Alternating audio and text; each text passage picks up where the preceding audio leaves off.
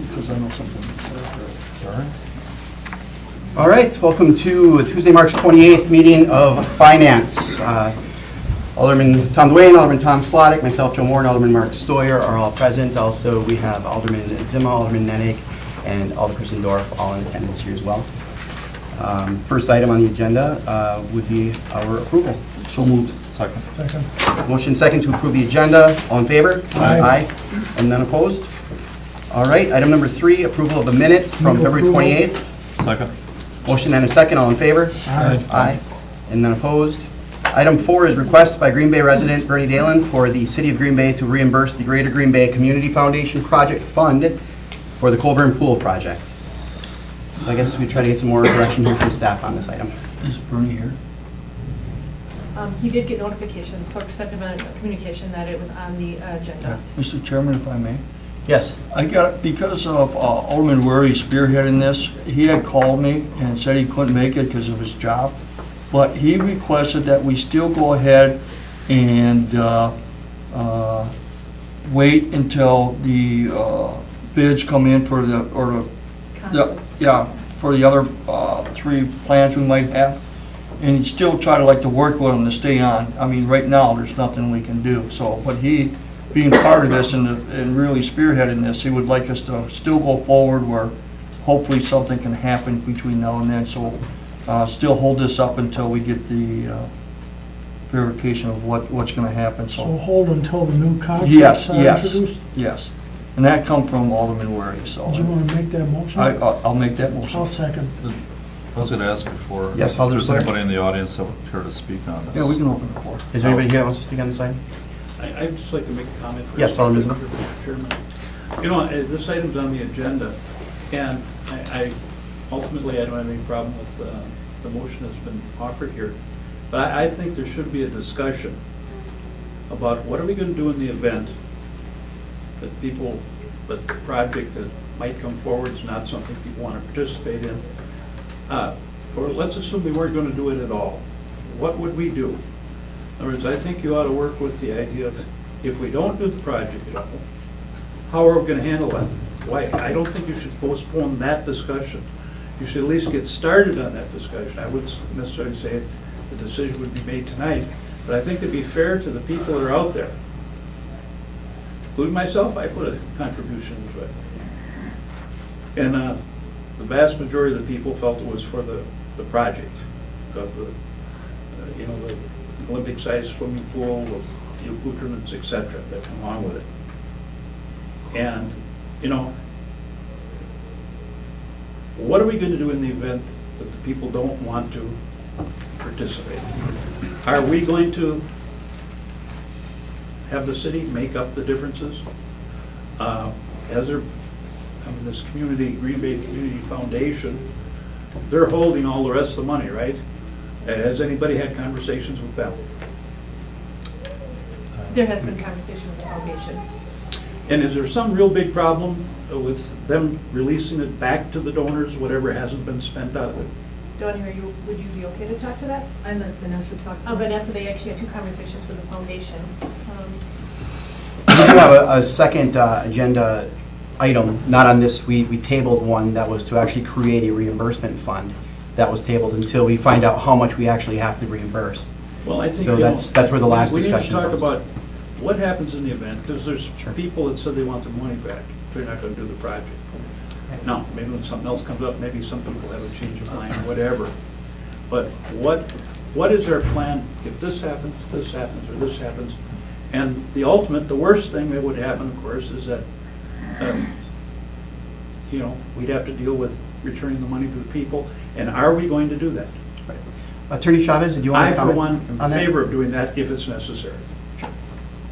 And I think, just to shuffle it off to another day, it keeps people in limbo. I think we need some honest discussion about what are the intentions of the city. Attorney Chavez, if are you all able falls away. to answer these questions? Yes, sir. So, Mr. Chairman, we did speak with the foundation. We had a couple We should come out meetings so we with can them. hear. Oh, yeah. We can.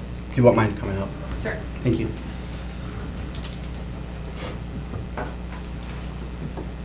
So we did have a couple of meetings with the foundation, and as part of those meetings, what we discussed was what would ultimately happen first, who would we be returning or reimbursing for the expense? And then what would be happening once that money was reimbursed?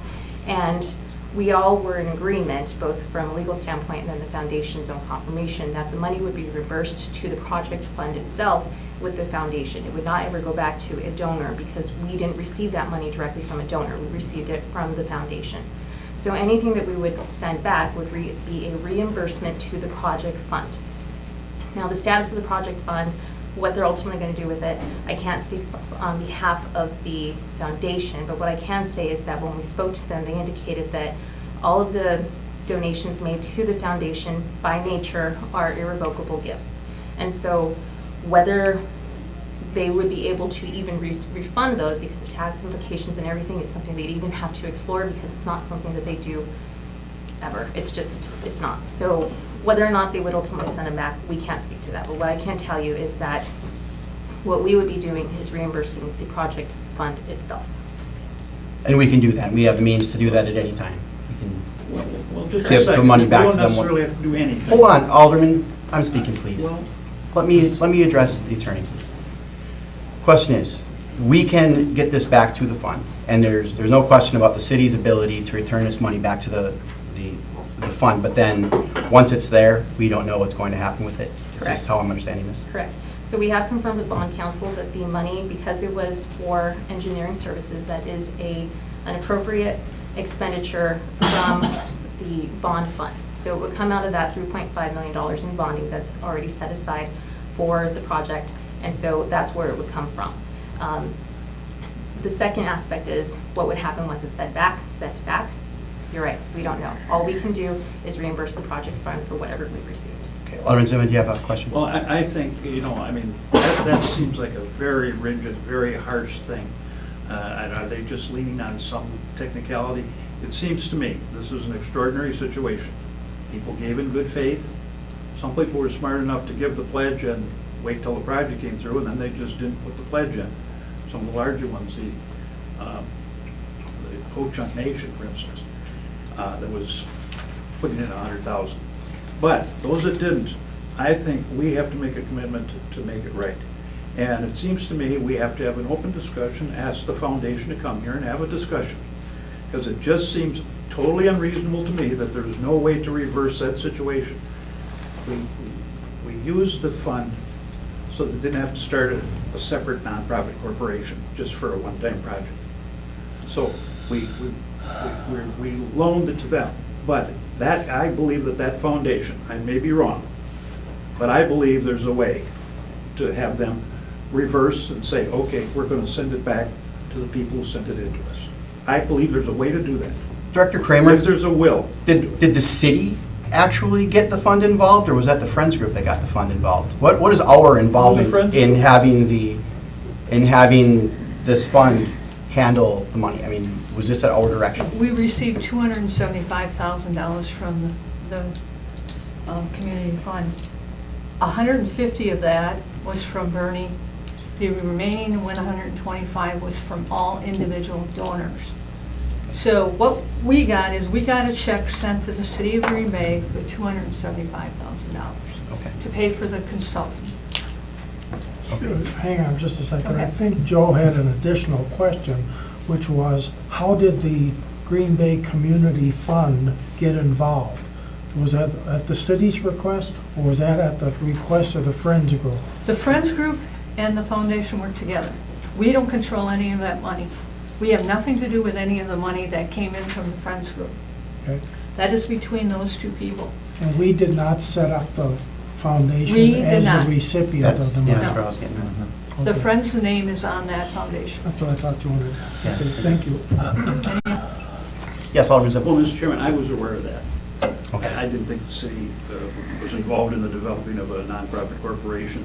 And to the best of my knowledge about it is that they more or less borrowed the Green Bay Community Foundation to handle the collection and the disbursement of the money for the poor.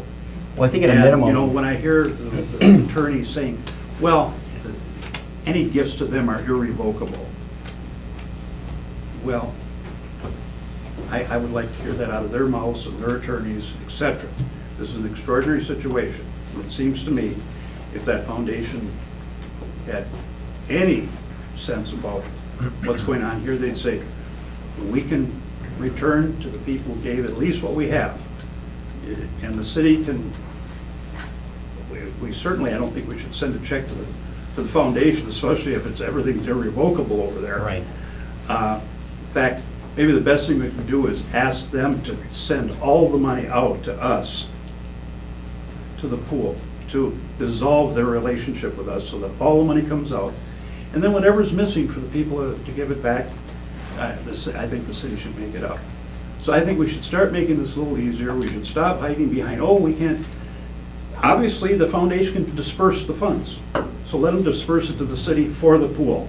And if we make a decision that that's all gonna go toward the pool at some later point in time, whenever we have all of our act together, fine. But if we don't, for whatever reason, if we don't do a project, or if the majority of the people who did the fundraising and gave money said that they don't want to participate, then I think we should find a way to reimburse anybody who wasn't. So I think the sooner we get the money dispersed out. Have all of the funds been dispersed out? I just want to make some clarification. The reason why we got $275,000 is because we've already had expensed $275,000 worth of fees, invoices we had already paid out, and that was for them to doing the drawings, architects, engineering. That was the reason why. So all that money has been spent, and that's why, as Vanessa had said, attorney had said, right now we have the money, it came into one fund, and that also incurred the expense. If we were to somehow have to pay the $275 back to the foundation in which we got the check from, we would reimburse it out of that same account, and then any expenses that hit in that account then would be transferred to the bond. So it's not like we got money that was going toward the pool, then we already incurred all those expenses. It was just it was a reimbursement is the reason why we got the $275. We asked them to pay those bills, right? What? We incurred bills with it, and we asked them to take the money out of the fund to upfront pay for those bills. I wasn't in the meetings, but from what I hear, it was the point that they couldn't move forward because we didn't have bonding money, and the only way they were able to move forward with these engineering was they needed a source of money. And at that point, I believe that's when the foundation came ahead and said that they would pay for the engineering costs. That's the only way they were going to move forward. Bonding wasn't going to happen. We didn't receive bonding money until July of 15. I understand. 16, July. I think we should invite them up here, and we should find a way to have them disperse whatever funds they have. If they had some, obviously, if they had some administrative costs or something, that wouldn't be reimbursed. But then whatever it is, then we make a decision. Do we want to make up the rest of it with our own funds? Well, are we able to request a draw on the rest of those funds to clear that account right out so that the community fund has no more of these funds on hand so that we have everything? I don't know the answer to that. I mean, it's the foundation. That's what we would need to do is get the rest of those funds along I with the think that would receipts. be the most so that we desirable can- thing to happen. Yes, Alderman Yeah, I Lee. got that communication already out there, but can I add to it to say to ask have that group come in front of us our next meeting so we can discuss this? Put that communication along with my, With your motion? yeah. Is that Is that proper?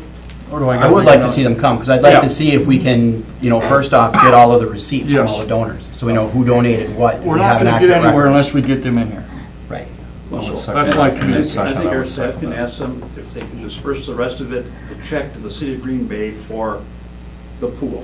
Once we have the funds, then we can make up our mind what to do with it. I don't think we should get any more mixed up with their 501(c) rules, et cetera. Let them pay it out for the project to the city of Green Bay, and then, once we have it, then we do what we can. But I think what you asked is, I think, what you mentioned is important. We should try to get the name of the people who donated. And I'm sure people can show receipts. Sure. Attorney Chavez? Thank you, Mr. Chairman. So one other thing I do want to point out, yeah, I do think it's appropriate to bring in the foundation so they can explain their status with the project fund and where things are. I don't think it's appropriate for me to be speaking on their behalf. I'm just giving you the information that I've been relayed. And in addition to that, so we have an obligation to expend any funds from the city for a public purpose. We would not be able to justify sending money that we received from a foundation for a public purpose back to individuals. There's no way for us to do that. I think we could create a Yeah, policy so do I. of We some could- sort under the special council can create any circumstance, policy but it wants. we would just, Well, we received Figure it money literally, we would be receiving money literally from a foundation and then deciding who to send that back to. But if we're receiving it, it should be for a public purpose and it should stay with us for a public purpose.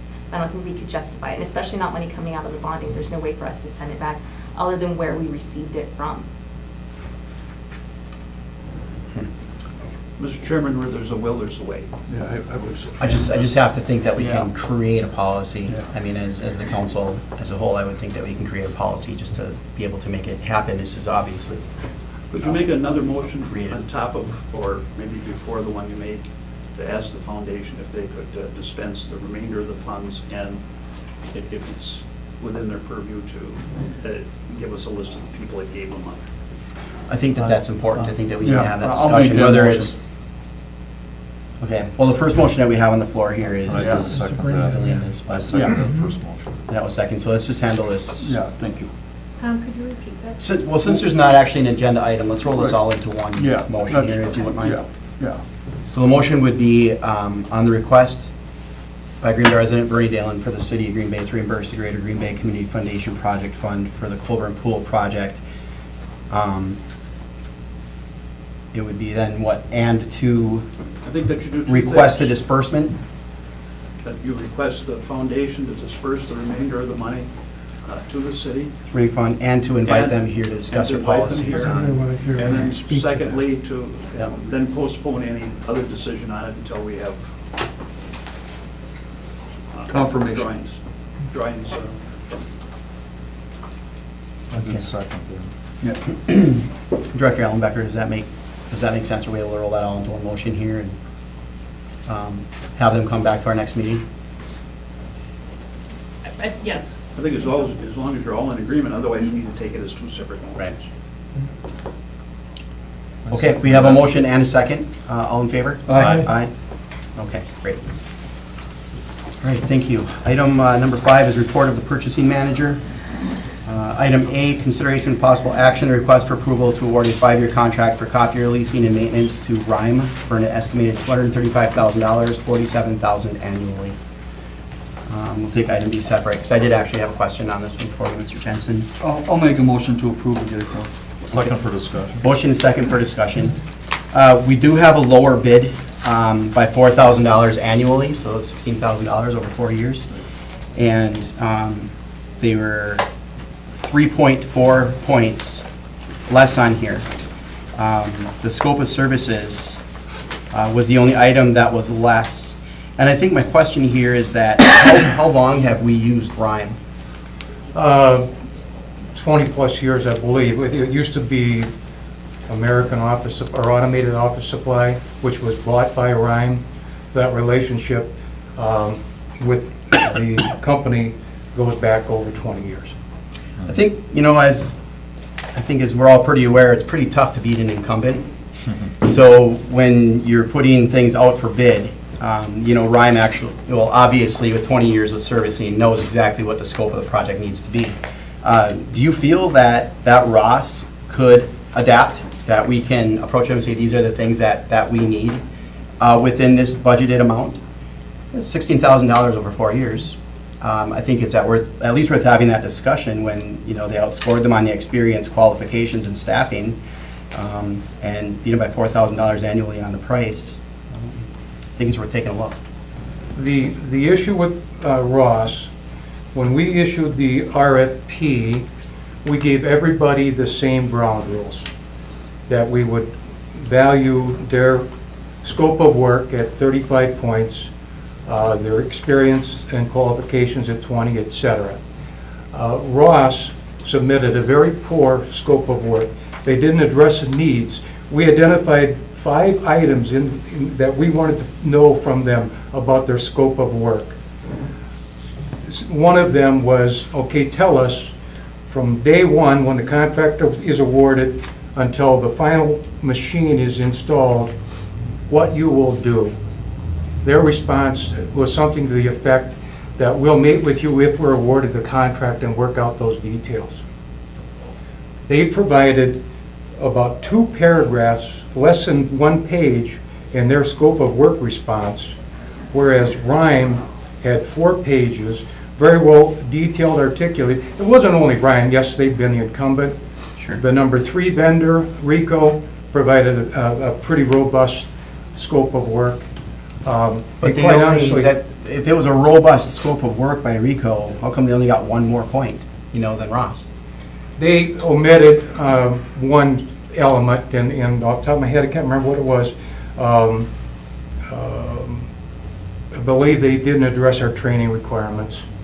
But this is focusing scoring. This is staffers. So we had people from Public Works, the fire department, police department, because they have a large number of machines. We all were in consensus that we couldn't award Ross the same value in terms of their scope of work as we did for Ryan, because they really dropped the ball there. And I'd be happy to show you their response versus Ryan's. Is And this time so- sensitive? What's that? Is this time sensitive? Our machines are 6 years old, and they were used when we started working on them. So, in that opinion. Now, in addition to the deductions that we took on scope of work, we talk about in an RFP extracting the best value for the city. Rhyme's proposal is they are giving us, we're paying for refurbished equipment, which typically is 3 years old or less, and at the end of a 5-year contract, it could be 8 years old.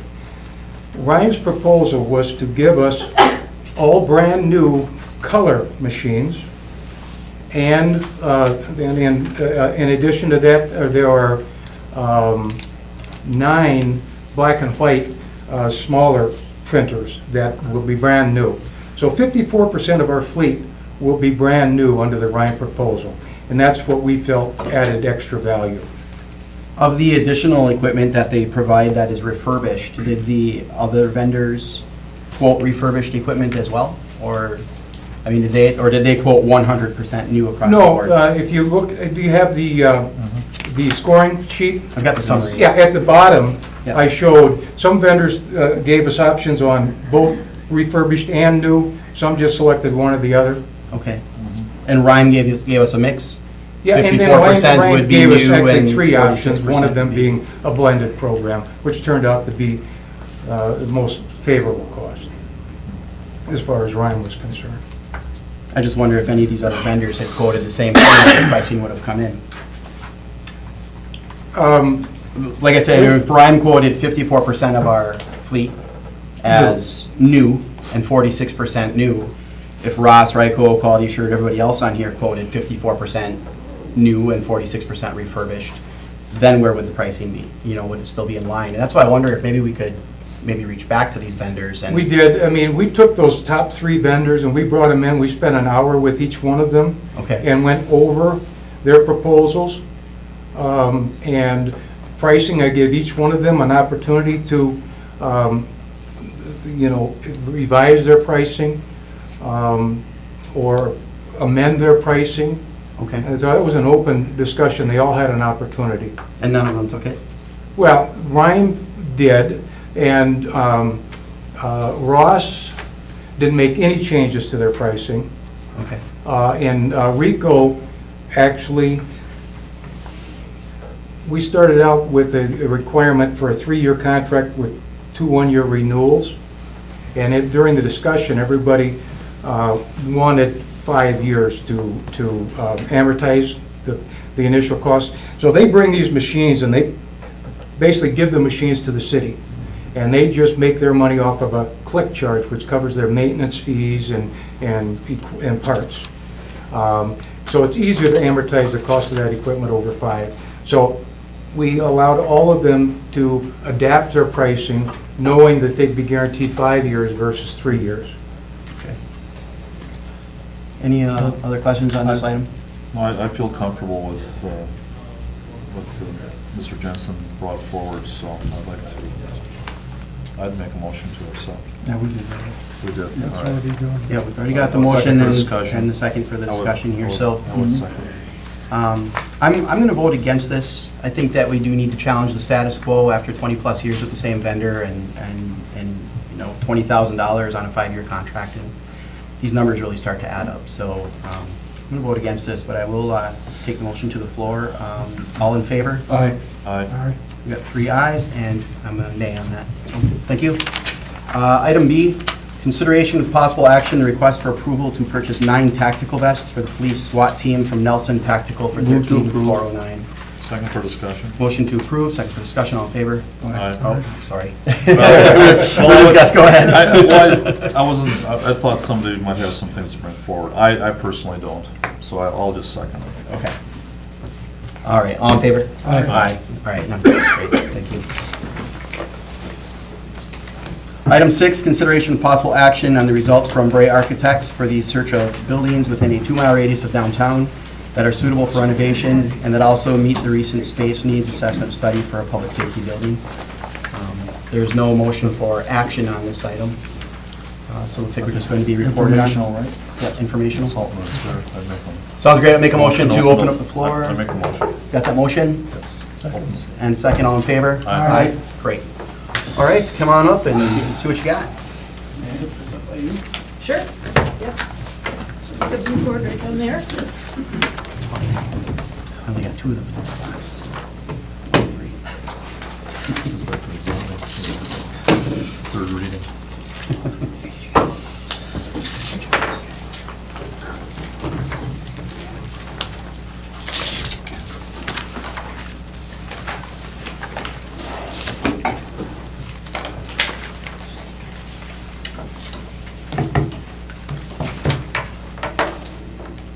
Evening. Good evening.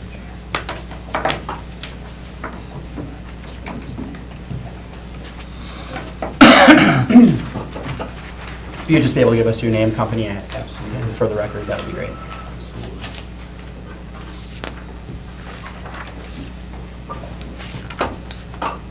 There may be a question there.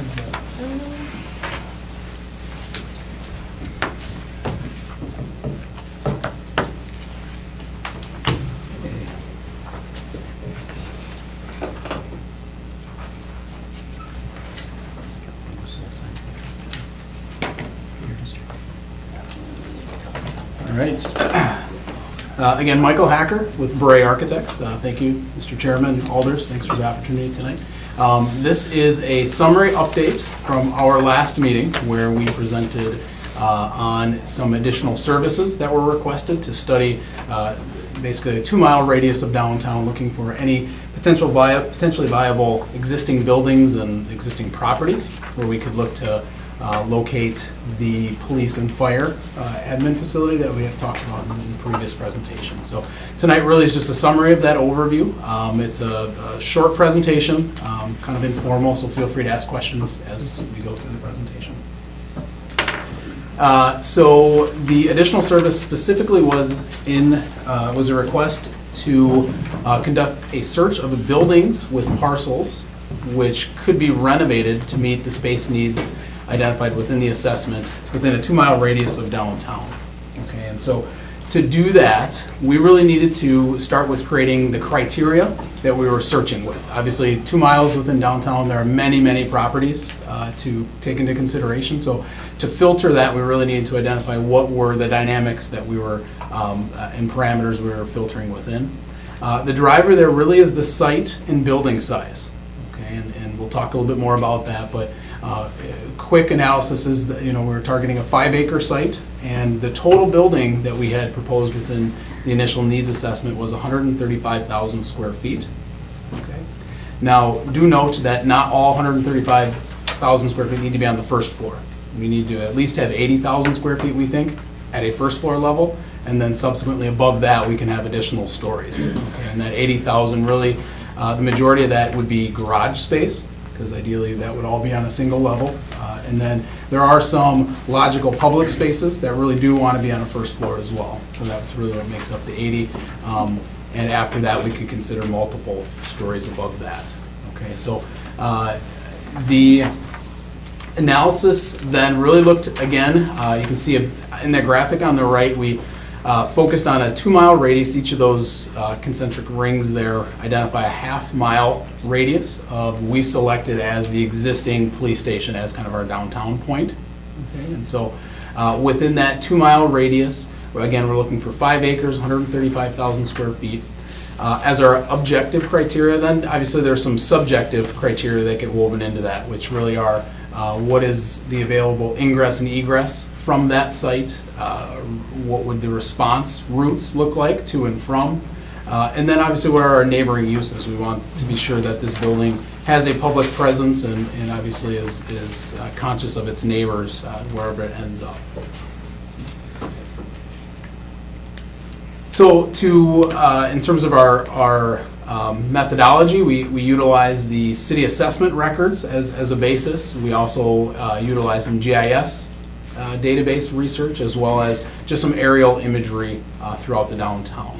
Okay, and so in that analysis, really went through starting with spreadsheet exercises, and then from there went into graphic analysis and actually down to the site level. Okay, so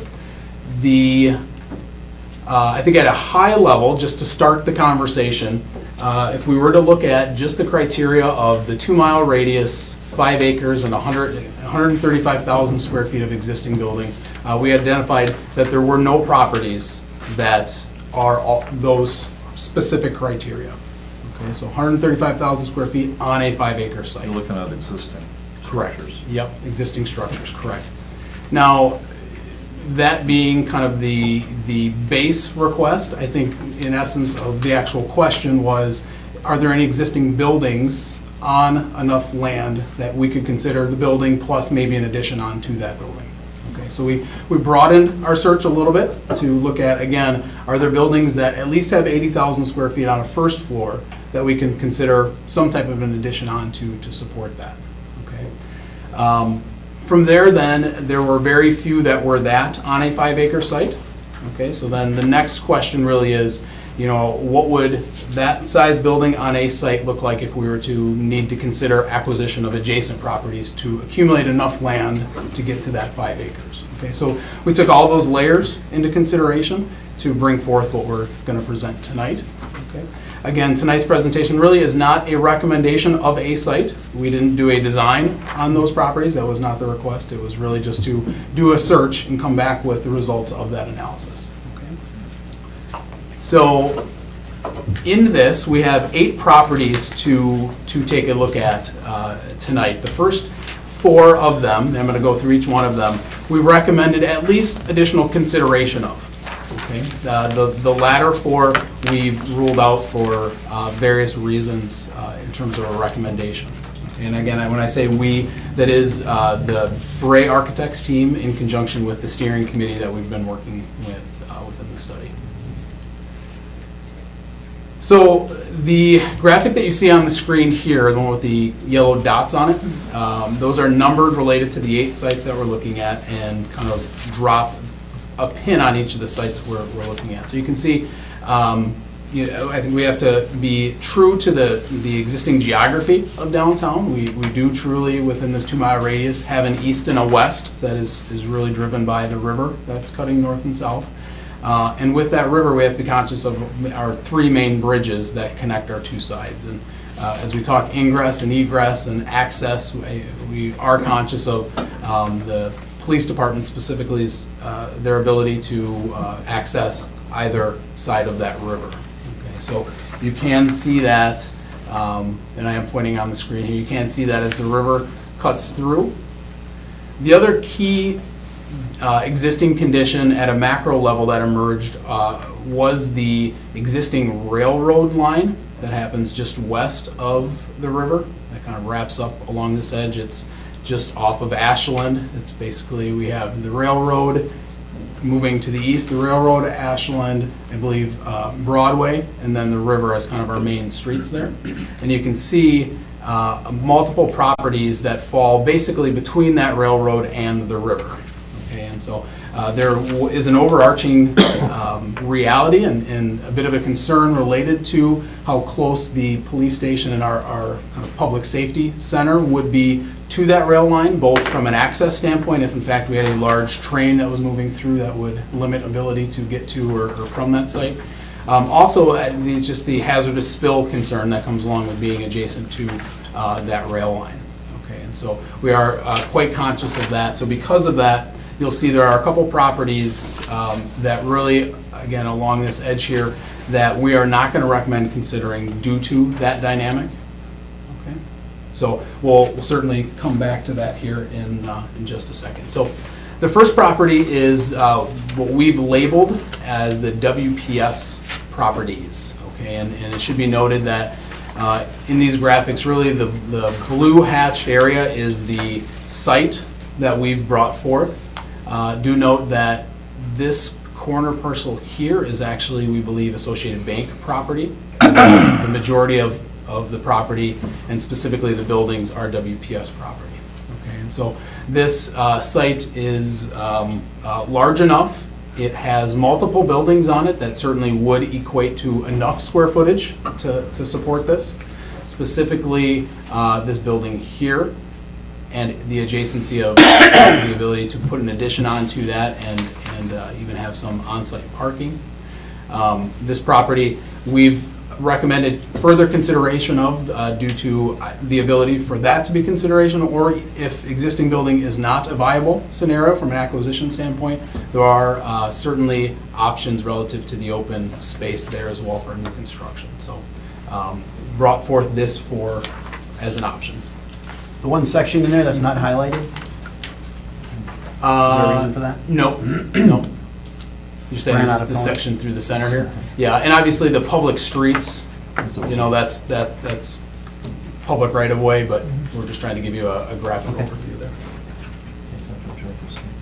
So the second property is off of Mason, which is this location out here. So off of West Mason, and to give you, this is Oneida here, to give you a cross street. There's a Shell gas station here on this corner.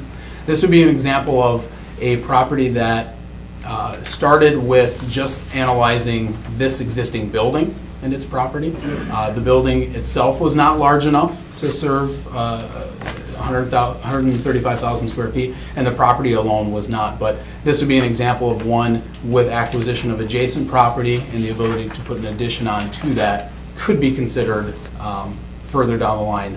Do note, though, that this analysis really did not look at acquisition dynamic of real estate. We were not asked to look at the cost to acquire certain properties and weigh that in. So at this point, objectively, we're just looking at the criteria of the existing kind of site parameters that are there. Michael, some of these sites that you're looking at, I know we haven't gone through all of them yet, but one of my concerns would be traffic flow. Yeah. And so I realize that you probably haven't gotten any traffic studies or anything like that yet. We have not, nope, and that's certainly going to be a dynamic.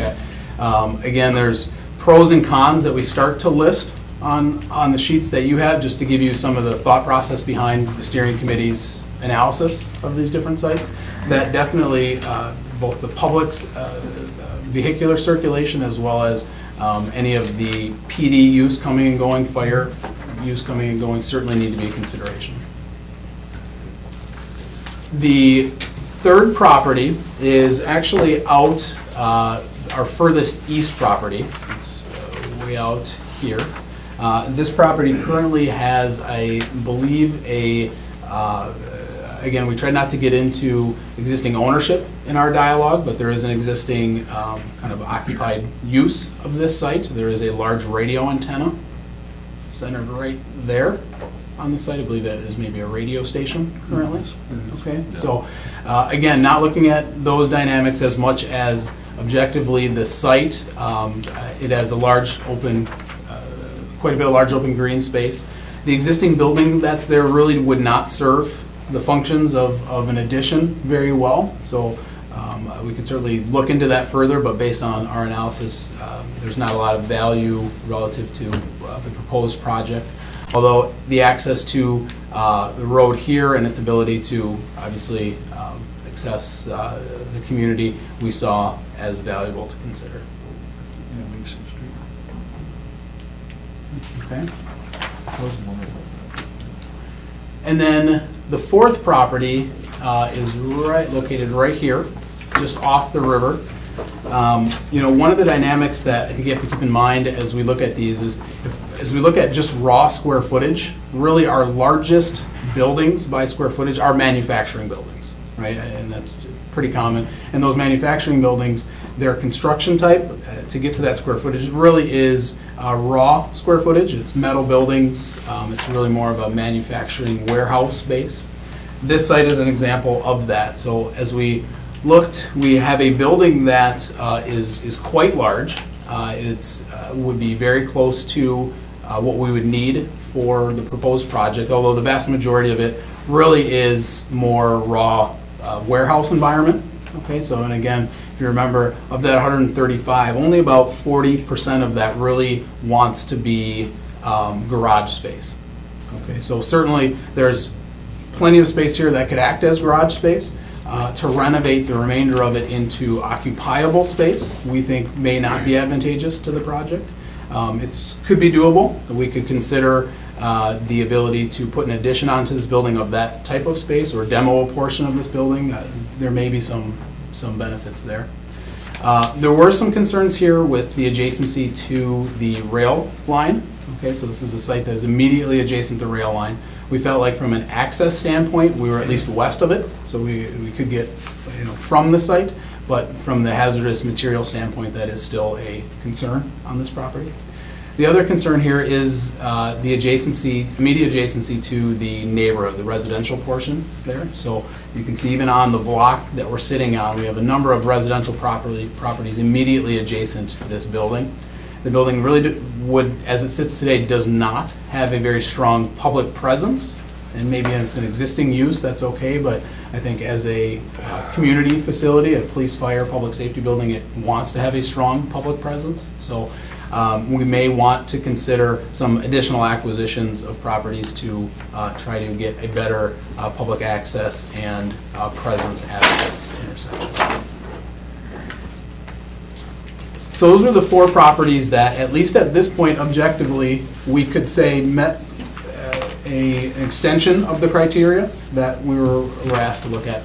The other four properties I'll quickly go through so you can just see them, but you'll see three of them really do occur between the rail line and the river, which is a concern, and one of them you'll see here in a second. So this fifth property, this is at Ashland and Lombardi, right off of that intersection. It's kind of a T-shaped property as it sits today. This does not have enough acreage as it sits by itself, so we would need to consider an additional site acquisition here. But there is an existing building there that could serve as the basis for a potential addition. But again, due to the proximity between the rail line and the river, we're not recommending considering this further. The next property moves just a little bit further north, again, immediately adjacent to the railroad line and the river. This property, again, there is quite a bit of existing building here, but it's, again, kind of an amalgamation of additions over multiple years based on our research. Really only has a small portion that is occupiable relative to office space or meeting spaces.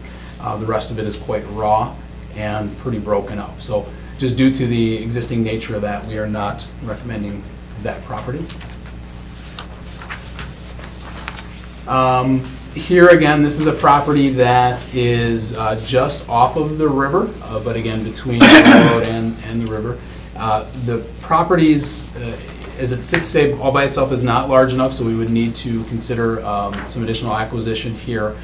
Currently, one of the benefits is that it does touch the river, okay? And one of the goals of this project, in some form or fashion, was to find a solution that met the ideal need to have a boat slip as close to the public safety building as possible. Okay, and so this would give us that, so we saw that was a benefit here. Although obviously the proportion of this site is not workable, so we would need to consider some additional acquisition here. So on this property, we're not recommending moving forward. And then the last property, similarly, it is really more of kind of a targeted amount of open space, more than is related to an existing building. This property off of Columbia Ave is back a parcel off of kind of the main road, so additional acquisition towards the road may be a potential benefit. But again, really not existing buildings. It's pushed it's one of our furthest from our center point in our 2-mile radius. And again, based on a number of those factors, are not recommending that property for consideration moving forward. So again, meant to be kind of a quick snapshot as an overview. We weren't here tonight to propose solutions on any of these sites, but try to provide a bit more of background in that analysis. So I'd be happy to answer any question that the community may have. What is your process, if we were to give you some direction, to move forward, forward toward doing more analysis on any one of these specific or several of these specific properties? I guess what is your next step that you would typically do in this analysis? Sure, yeah, so I'll answer that two ways. One, the traditional process, the next step really would be to start to consider test fits on different sites, whatever sites are determined viable. And those tests, we call them test fits because we start to look at what a building footprint might look at, what the needed kind of site improvements related to parking lots and public access points and things like that. The test fit would start to consider some of the utility dynamics, so we'd start some research into existing utilities and access to those, to try to, with that, start to give a reality of high-level cost estimate that might go with one site versus another site based on some of those criteria. So that's usually our next step. That really is done to assist in a site selection effort. So ultimately, elected officials are going to need at some point to, if they elect to proceed with the project, identify the preferred site, and with that, start an acquisition process or a site prep process. And so in order to make that decision, that's usually our next step in that process. That's the first part of that answer. The second part of that does fall outside of the scope of the original RFP intent. So I think my understanding of that was really needs assessment, initial analysis, and so depending on that, we would want to talk about kind of what that next step looks like in terms of the city's goals. Questions from the committee? No, thank you for coming. Yeah, I prefer the east side. Okay. Okay. Other alders in the audience, you guys have any questions or any comments on this? Yes, Alderman Zuma. Well, first, are these properties on the market for sale? That was not part of our analysis, so we were not asked to look at just available properties that were only for sale. So I can't answer that. I can't answer that question. Well, quite frankly, I find this presentation leaves me with no better knowledge of the situation than before I walked in the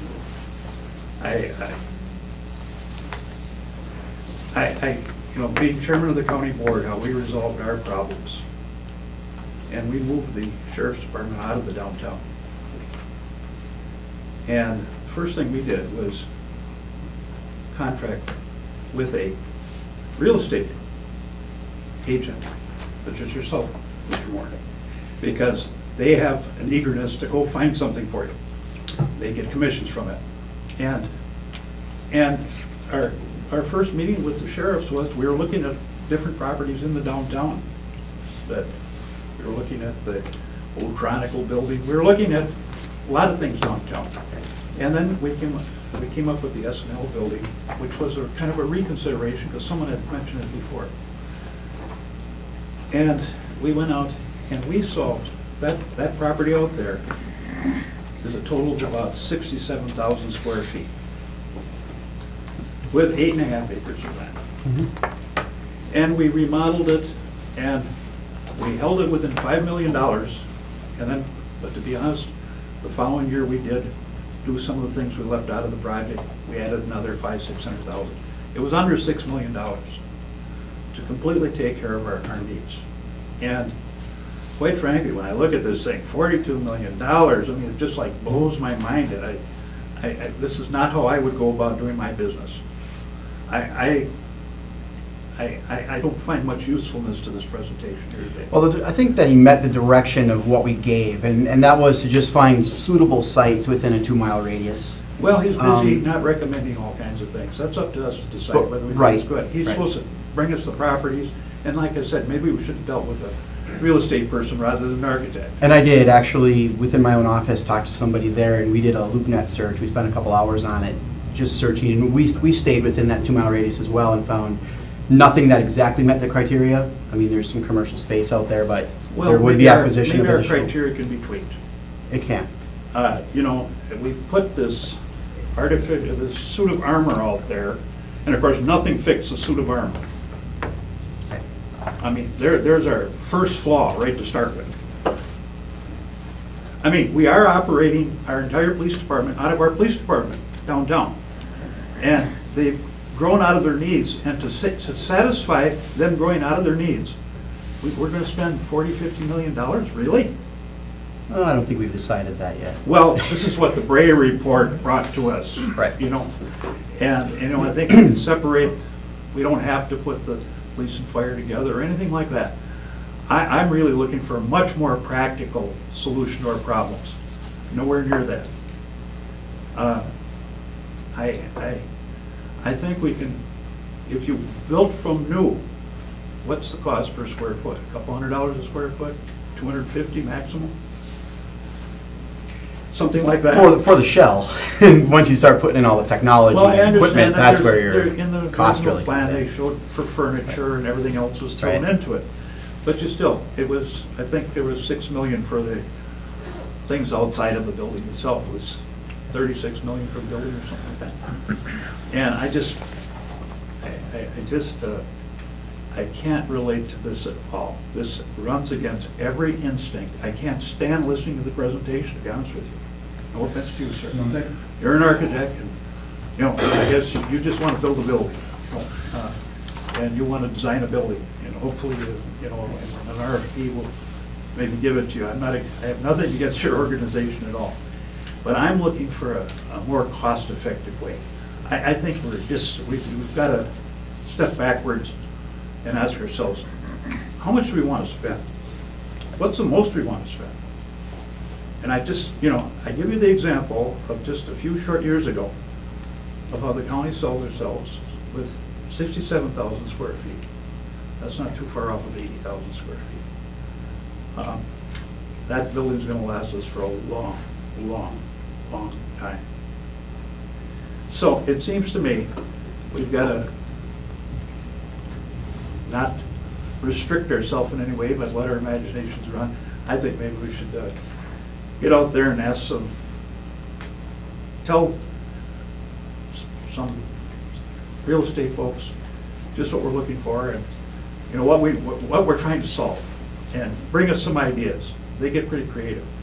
I don't. Was one of them that you brought with the Larson Canning property? Was that looked at all?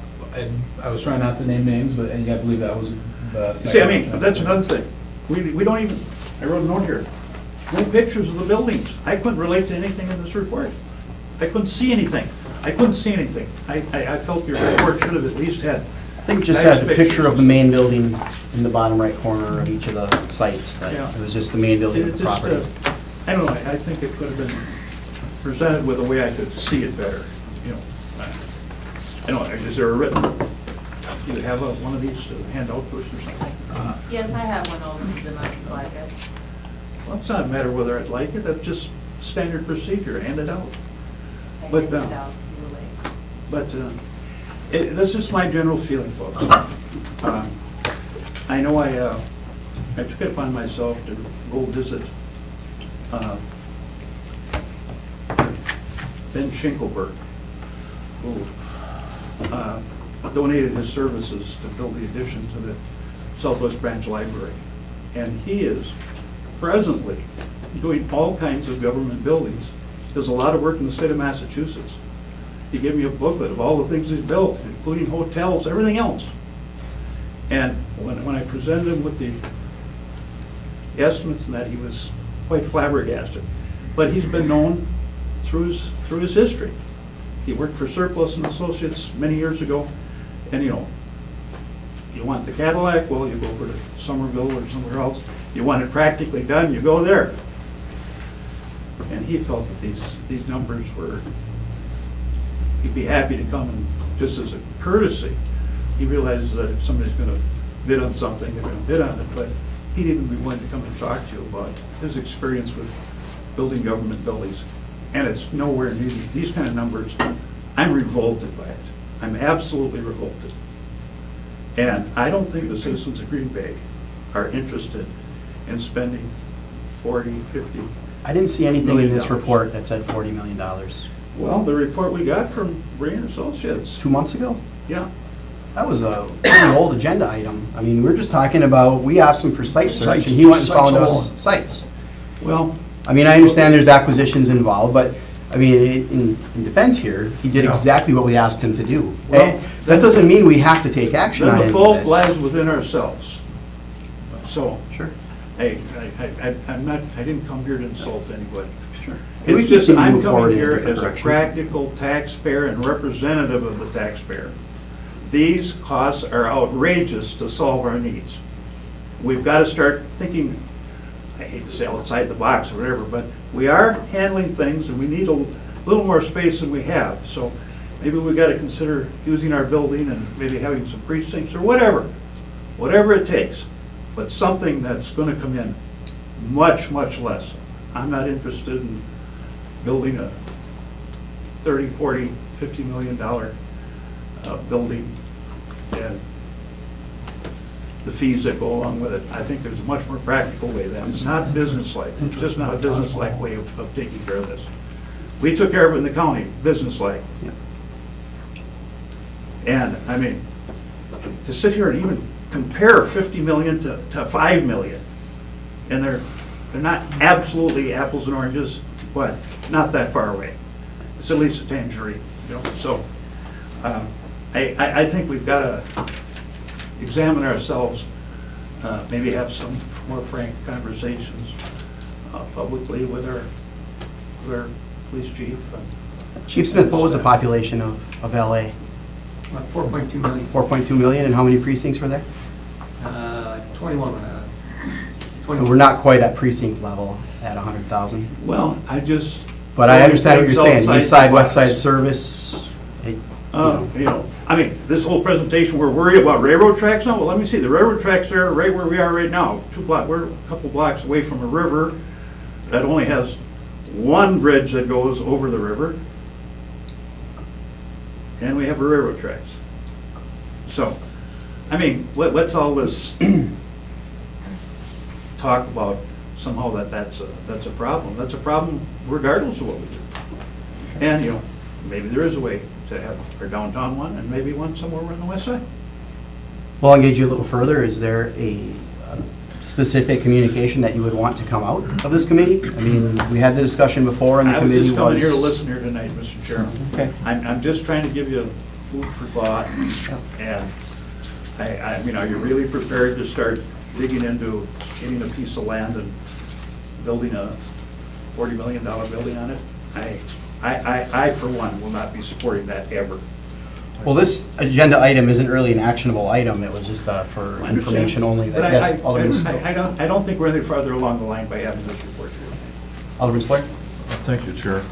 I mean, I've looked at this report too, and, just looking at, geographically, Alderman Zima, and, just looking at some of these sites, I took into consideration the railroads, the river, all that type of thing, and traffic patterns, because we haven't done traffic studies on this yet, but I even looked at the Columbia Avenue site, and I think one of the advantages that I saw with that site was that it's close to the highway, the interstate. It goes right, you don't have to deal with that. So east side, west side, I'm looking at access as well. So and I'm also very much into adaptive reuse. So I'm very much interested in taking an existing property that might be already there and retrofitting it. So with that, I'm also, like I said, interested in traffic patterns, the river, the railroads, but really looking at it specifically. So that will be done.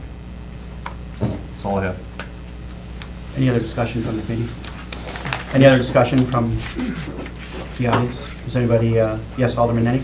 Well, I just have a couple of thoughts here. I know that the committee that's been working on this has looked at a lot of different scenarios, but I think that we as a council have to really get some of the input and do a little brainstorming on it. And I'll give you a couple of examples, things that came to my mind. I know that this evidence storage issue has been something that's been going on a lot of years. It was going on 30 years ago when I was working in the mayor's office, with the mayor and the council. When the police had a storage problem, we looked for somewhere else to put the storage, and it was basically sites from that other departments had available and so on. They weren't always the most secure sites, but I remember when our current sheriff was elected the first time, he had an interview after he was elected in the Press Gazette that talked about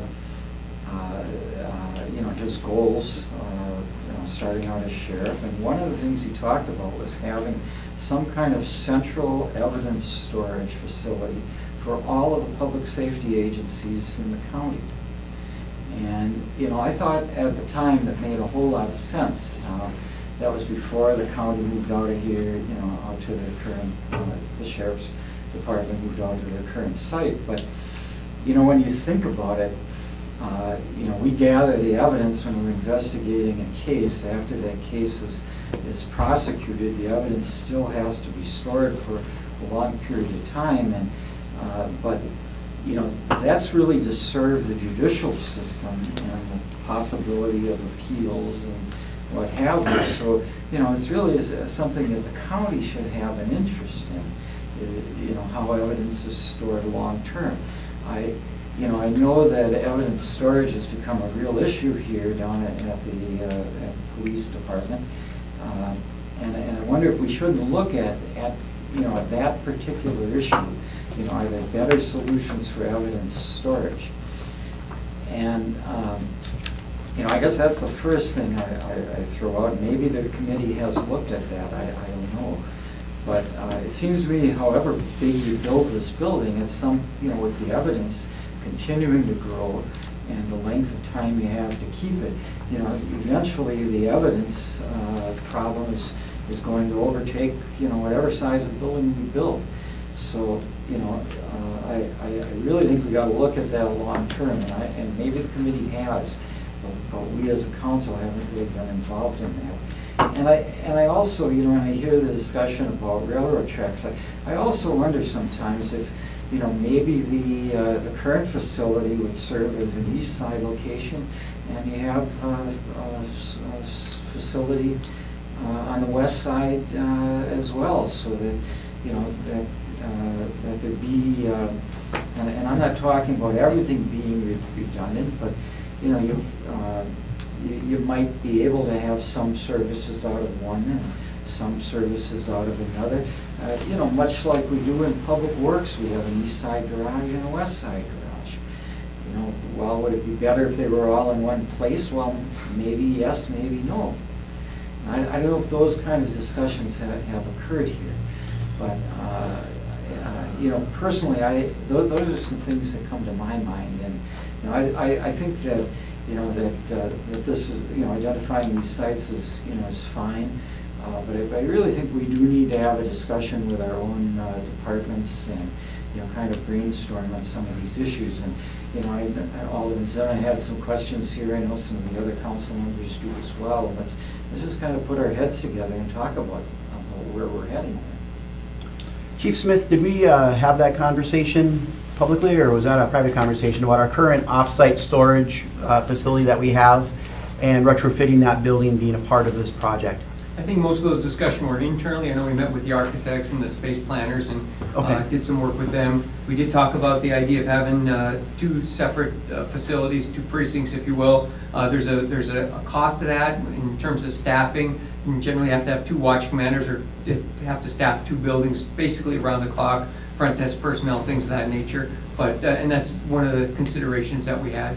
But I'm certainly willing to have that discussion at greater length with anybody, either here or public or wherever it suits you guys. The summary of the initial study did recommend a 21,000 square foot annex storage location. So that did account for archival storage for police and for fire. So that was identified in addition to the square footage we discussed tonight. So there was some initial dialogues, as Chief noted, and that is in that original study document. Okay. Yes, Alderman Story.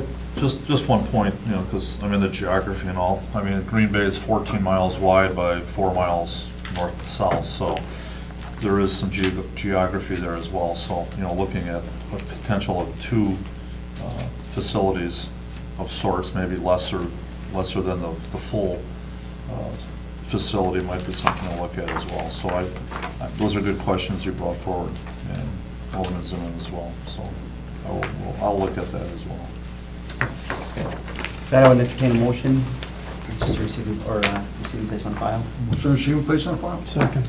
Got a motion and a second to receive and place on file the report on the update from Brady Architects. At this point, we're not going to offer any further direction as far as which way we want to go, and we do need to have these discussions, as Alderman Zima has said. So I think that as a council, we need to come forth with some more communications, some more specifics, and some more precise direction to give staff as we move forward. All in favor? Aye. Opposed? None. Okay. Thank you all. Thank you. Thank you. Item number 7 is consideration of possible action on a request by Alderman Stoyer to identifying and committing a funding source to pay the March 9, 2017 invoice from Helling and Kao SC for expenses incurred by the Common Council for legal representation on the petition to remove the mayor. Staff, do you want this? Otherwise, just bring Alderman Stoyer here. Well, I mean, I'll just start it off.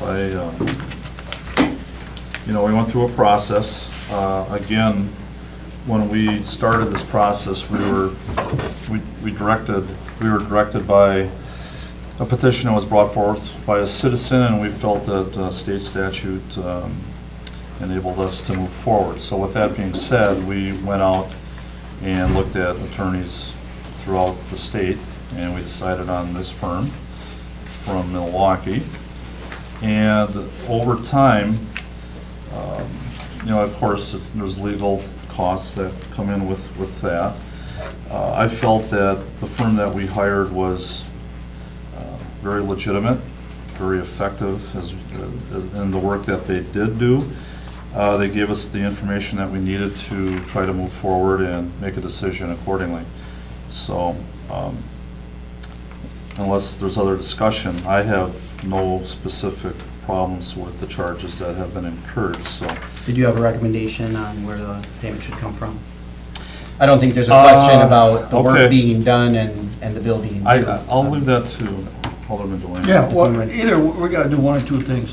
Literally, when we send something out, we hire outside attorneys, either it comes to the attorneys, and I'll let, if she's still here. They have a $20,000 budget for outside counsel. Okay, of our legal well, you can department. use some of that, That was what was budgeted for or what do we have in our 2017. general fund right now? General fund, as in contingency? Yeah, We budget 110,000. okay, and so we could take that out of there, right? That would probably be the only line item, everything else is allocated. for the So, to make this 2017 real budget. quick, I'll make a motion that we do that. We have a motion to pay the bill and to do it out of our contingency fund. I'll second that. We have a second, all in favor? Aye. Do we have a discussion about things? Oh, we can. Did you have another recommendation on where the funds should come from? This was just on the funds. Well, I This wanted is to just talk paying about- the I bill. wanted to This talk is about paying the bill. first. Okay. Oh, No, I have no problem with paying the bill through that Sure. source. I'm in agreement with you about it, no problem.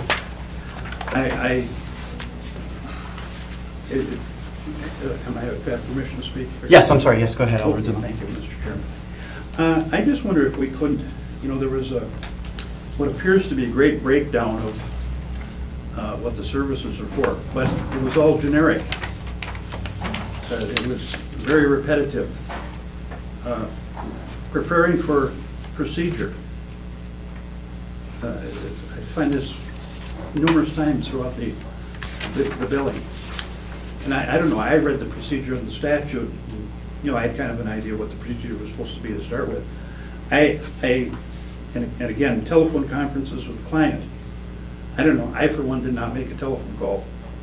I don't know if anybody else did, I just assumed this was under the control of Mr. Stoyer and Mr. Cobain. We were asked quite a few times to ask for questions. You yourself asked us to call them, and we did. And so those conferences were held that way. I guess I just like to see the breakdown a little bit about who is asking for all this conference, because, you know, there was a procedure that took place. As I look in here, one thing that came into this that we weren't anticipating at all, of course, was the writ of,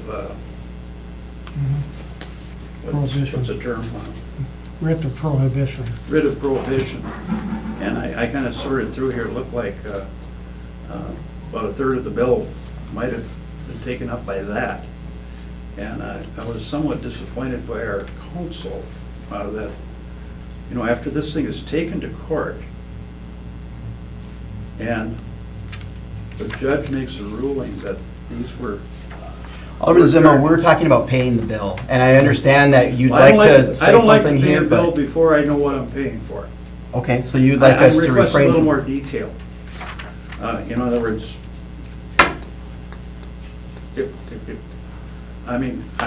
Alderman Dorf was constantly sending emails that to me anyway, I think to the other people too, questions. I don't know if those are, was that driving the bill? I mean, I wasn't anticipating quite this much money. Constantly? Sorry. Well, we could certainly... No, excuse me, I didn't mean to say anything against Mrs. Dorf. She has a right to ask any questions she wants. I mean, I don't have any problem with it. But I thought things were gonna go through, and I'd like to know, where did all this get piled up? Because I think I asked one question of our president and vice president. It was a pretty simple thing, and they just got back to me with it. But other than that, I was just, I just assumed that we were going to have a person come and, you know, research the background on the law, be here to run our meeting for us so that we didn't do anything in an erratic or illegal manner, and that he was prepared to advise us on the law, that we just didn't have to depend on the defense attorney's interpretation of law all the time. And of course, the threatening letter that he sent to us all, threatening us that if we even thought of bringing a petition forward, that we were going to be personally liable. You know, that wasn't the case, of course. Our own attorney had already made that. But I mean, that's what you doesn't seem expect to be out part of this. of that type of attorney, and they did take it to court. They took the very question that really what we were sort of laboring about was, do these charges meet the requirement of the law? And of course, Judge Jardin said specifically it did. So I don't know why we were having any discussion about that, but a third of our members or a quarter of our members didn't feel that that judgment was appropriate, I guess. When you take something to court and two big-time attorneys... We need to get back to the item agenda, Alderman Zima. I know you just love this, but we need to stay here. We're talking about paying the bill and where the money's gonna come What I'm from. saying is I understand that the bill was larger Yes. than I thought it was going to be, and I think that was part of the reason why. And I'm not objecting to that, but Okay. I would just, I wonder if we could ask that names be given of who you're talking with. I mean, I don't know what all the conferences with the attorney for the mayor was all about. Our attorney was just supposed to run the hearing and get prepared to, what the case law had to say on these kind of matters. Alderman Stoyer? Thank you, Chair. I mean, Alderman Zima would be, I mean, I have emails with the firm. I mean, do you need to see all this? I mean, there's nothing that was hidden, you know. I mean, I'm just saying that, I was gonna ask you what you thought the cost should be, you know, with what you looked at. I mean, you said you play a sawmill lawyer. I'll just give an analogy. We had, not the exact site situation of this, but where we had legal bills for a law firm in Green Bay that was just very liberally billing the county. A ton of money. And when we dug into and got the detail, we eliminated a bunch of it. And we didn't pay it. And it wasn't contested. So I don't know. I know it's an expense to, but as I look here, it's just redundant. Preparing for the hearing, what's there to prepare? You do your case law research and the statutes say it, and we were having a professional person there to make sure we did things correctly. And I don't know, and because it's always, you know, $600, $800, $300, whatever, it's all saying for preparation for the procedure. But I don't know what preparation that is. Director Ellenbecker, did you see anything on here that struck you as out of line? I mean, on this? She's not qualified to answer that. I was gonna say, what I can answer is, our attorney has looked at it, whether you're interested in her opinion or not. But hers would be very similar to what Alderman Zima said. She highlighted it in many places where they said research. She would put question marks, like research what? Emails, who did they email? And those are all things that whenever they have outside counsel, like if HR is doing outside counsel, before any bill is paid, they go through our attorney. She'll go through and she'll line items out or request additional detail and additional information before they'll pay a bill. Again, you're right, I don't think I can answer it, but there was, it was reviewed by our attorney's office, but whether you're Deanna, interested in that or not. Do you know why she didn't, if this is her procedure, why didn't she do that? This isn't Our her. attorney. This was in her. No, but you That's said. when she gets outside counsel, okay. when they get it out of their budgeted. Or like I HR. know, I understand 100% why she didn't do it now. Yep. That's something we I just, I don't think I think deciding where we're gonna pay a bill from, that's appropriate, but I think we need to review the bill a little more thoroughly. This is Is all I'm something- asking for. Is this something that, if you take this bill, Alderman Zima, and is this something that you suggest bring back to the attorney and get more specifics, or not? Just say you want detail. Just detail, When that's we what I'm asked for saying. detail over in the county, they said, conversation with Supervisor Hayes, 10 minutes or whatever it was, and, regarding whatever it was. They have, Okay. they know how to bill. Attorneys' offices are very good at billing. They have a sheet there, and every time somebody calls, they write a note on it, and they tear it off, and on it goes. And they can give you the detail of who's calling and the nature of the call. So you'd like to see a more detailed bill Yes. of this. And it I sounds don't have a problem with it that. sounds We like save our- $1,000, sounds like we our save law $1,000. department Yeah. typically looks for that. I know a lot of this was from people asking us, and we're constantly calling, I know, Mark, how many times you email and call on Like I behalf said, of somebody. I have emails that Yep. I'd be willing to, if they need to be put in, that's fine. I have no problem with that, so.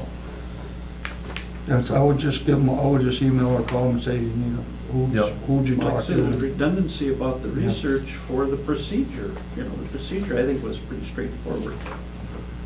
And on it goes, and I thought, well, Alderman, 1,000 here, 1,000 there, pretty soon you're talking money. Alderman Duane, you have a motion on the floor to pay the bill out of contingency. Would you want to add to that motion after further review and approval by the committee? Yes, that's what I was. So at least we can designate where the funds are going to come from, and then we can further review Yeah. the billing.